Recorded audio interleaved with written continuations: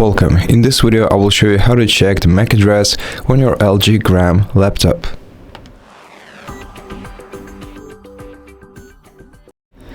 To check your device's MAC address, open the Start menu and search for CMD program in here. Then run it as administrator. Click yes. And inside this program, input the following command: ipconfig /all. You'll get the list of your network adapters. Most of them are disconnected, as you can see from media state, and each of them has a physical address, which is the MAC address of this particular adapter. Now, to check the